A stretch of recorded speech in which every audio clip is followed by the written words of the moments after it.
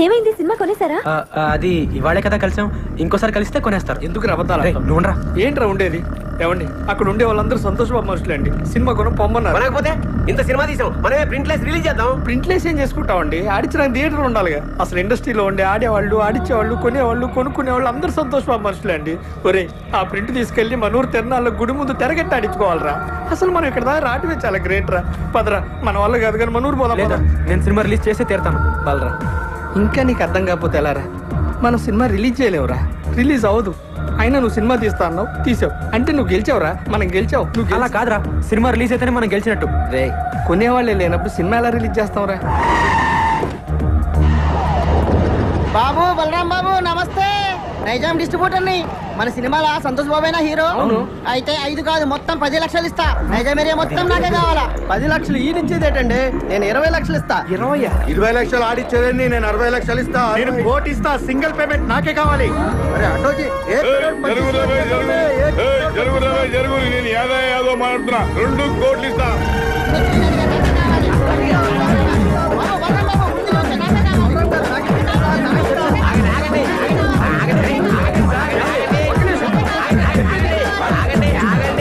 2 కోట్లు ఇస్తామన్నది ఎవరండి? నేనే చెప్పినా. మీరు ఉండండి, మిగతా వాళ్ళందరూ ఆగండి ఆగండి. మీలో సంతోష్ బాబు అనుక్షణం సినిమా కొని లాస్ అయిన నైజాం డిస్ట్రిబ్యూటర్ ఎవరండి? ఆ దౌర్భాగ్యం నేనే బాబు. నేను మీకే ఇస్తానండి. 2 కోట్లు ఇవ్వలేను బాబు, చాలా లాస్ లో ఉన్నాను. 10 లక్షలు ఇవ్వగలను. లేదండి, మీరు 5 లక్షలు ఇస్తే చాలు. బాబు ఏంది 5 లక్షలకి ఇస్తావు? అవునమ్మా. వీడు మెంటల్ గారు కాదు కదా. మెంటల్ గాడే వీడు, బాగుపడి ఇంకోటి బాగుపడినవాడు. ఓ ఎమ్మనే, నీ ముంగడ సాక్షాత్ 2 కోట్లు ఇస్తా అంటే నువ్వు 5 లక్షలకి ఇస్తా అంటున్నావు. లక్ష్యం తల్లి గల్లు గల్లు నడుచుకుంటూ వస్తుంటే నువ్వు కాళ్ళతోడు దంతున్నావు. ఇన్ని దినాలు నువ్వు పైసకు పువ్వకు ఇల్లు తిరిగి బిచ్చమెత్తుకున్నావు. నీకు ఇంకా సిగ్గు రాలే? ఓయమ్మ, నువ్వు ఆగమైపోతావు. ఇట్లయితే అన్యాయం అయిపోతావు. వీళ్ళందరూ ఆకలి ఎవరు నమ్ముకోకుండ్రి. అనుక్షణం సీరియట్ కొన్న డిస్ట్రిబ్యూటర్ ఎవరండి? నేనే బాబు. ఎంత కొన్నారండి? 3 కోట్లు బాబు. మీకు 3 లక్షలకే ఇస్తానండి. వైజాగ్ ఎవరు కొన్నారు? నేనే కొన్నాను. ఎంత కొన్నారండి? ₹1,00,00,000. మీకు ₹1,00,000కే ఇస్తానండి. PP Punarao here.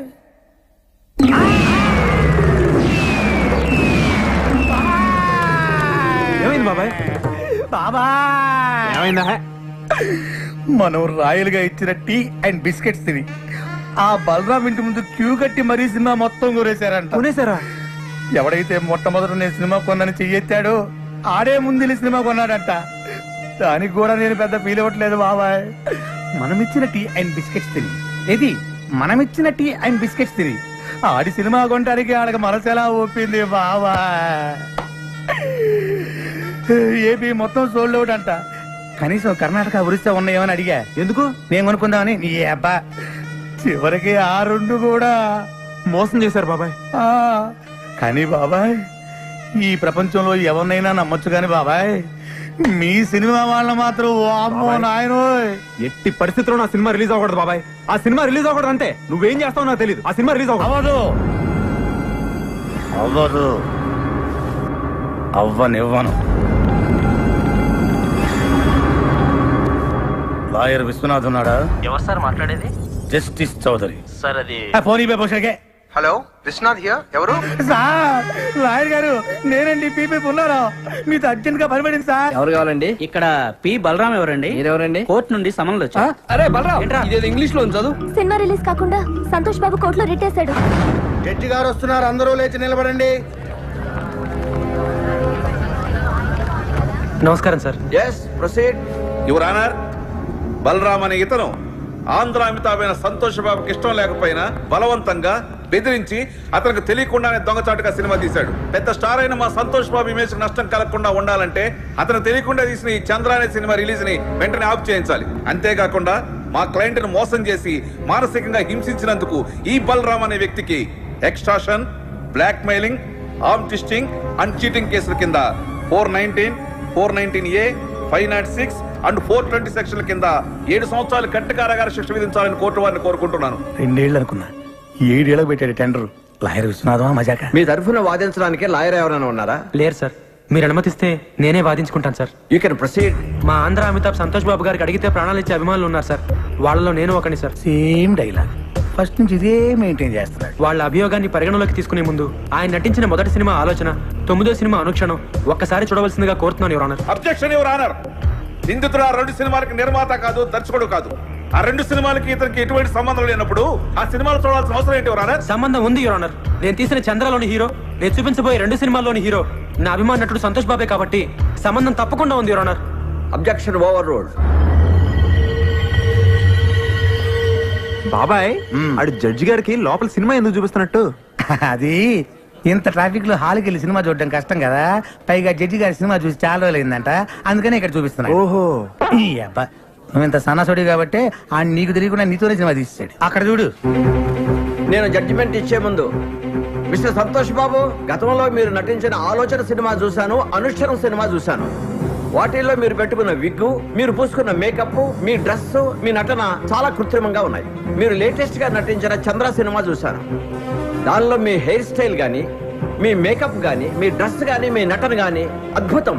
ఒక సన్నివేశంలో మీ కళ్ళల్లో కనిపించిన భయం, మీ శరీరం వణికిన తీరు చూస్తుంటే మీరు నటించలేదు, నిజంగానే భయపడ్డారని ఫీలింగ్ కలిగింది.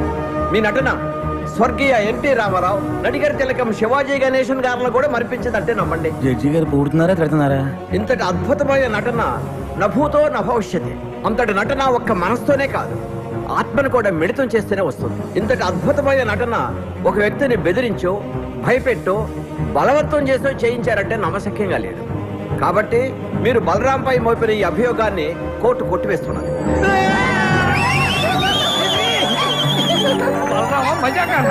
సరే సార్, కోర్టు వారు చెప్పినట్టుగా మేము ఒప్పుకుంటాం.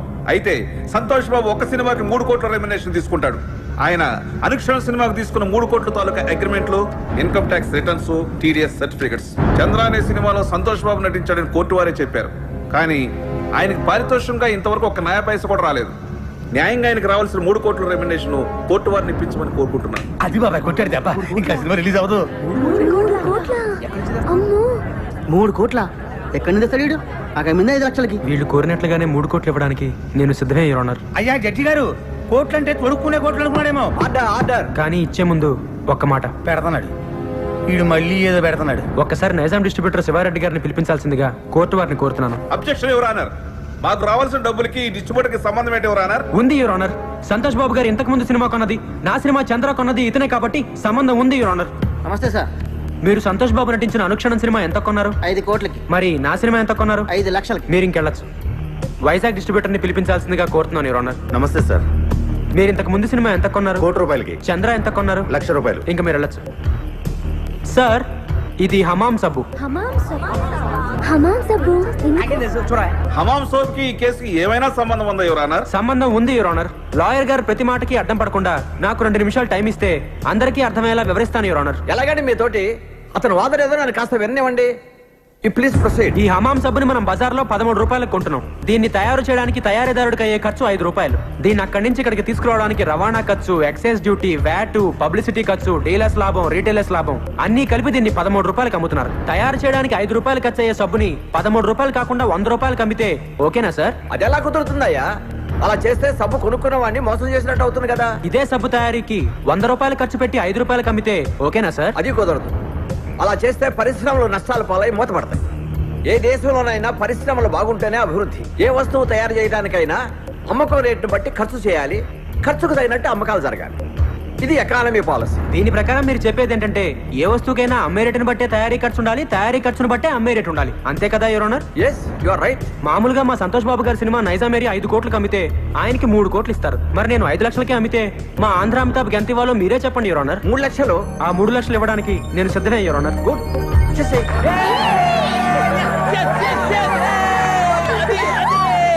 అదిగో జడ్జిగా చెప్పారు, ఇదిగో 3 lakhs. నీ బోర్డు డబ్బులు ఎవడ కావాలి? అరే తీసుకోరా బాబు, లక్ష్మీదేవిని వద్దనకూడదు. కనీసం కోర్టు ఖర్చులుగానే వచ్చేస్తుంటది. నా వల్లే నా అభిమానుడు కోర్టుకు రావాల్సి వచ్చింది యువర్ ఆనర్.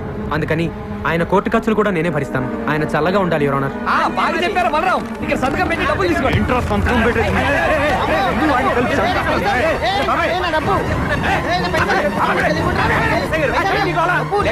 జడ్జి గారు చెప్పిన డబ్బులు తీసుకోవట్లేదు సార్.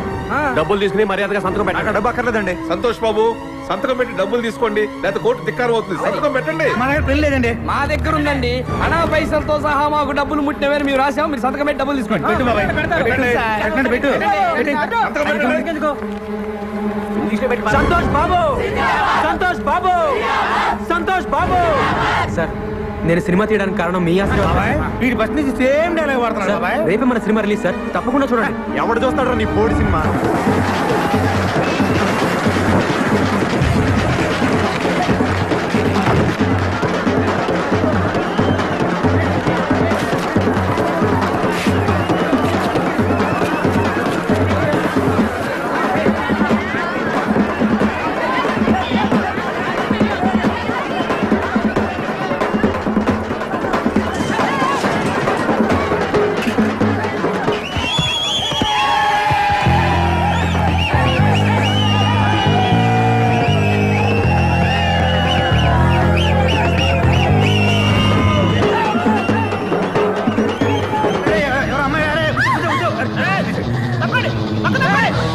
ఎవరు? ప్రేమన్నారు పెళ్ళన్నారు పుట్టబోయే బిడ్డకి పేరు కూడా పెట్టారు కదండి. బాబాయ్ నేను కూడా ఉన్నాను బాబాయ్. అబ్బా సూపర్ బాబాయ్. ఎరగదీసాడు. ఊరుకో, నాకు అసలు ఇక్కడ కాకుంటాను. చూసినట్టు గుర్తులేదు. అంతేలే గుర్తుండదు. ఎంతమంది గుర్తుపెట్టుకుంటారు నువ్వు మాత్రం. వెళ్ళి కార్లో కూర్చో.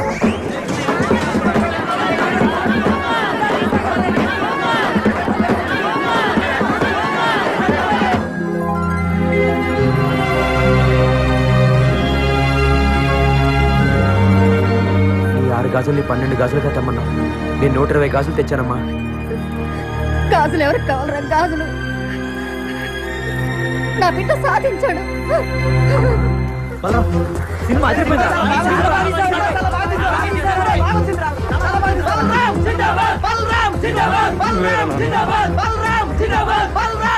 దీనికి అంతటికీ కారణం నువ్వేనన్నా. మీ ఆశీర్వాదం లేకపోతే నేను సాధించేవాడినే కాదు. అమ్మా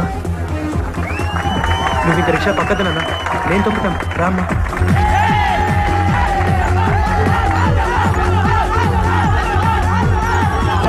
నేను దయ్యాన్ని కాదు. అద్దుల దయ్యం, అద్దుల నేను అసలు చావలేదు. చచ్చిపోలే. నేను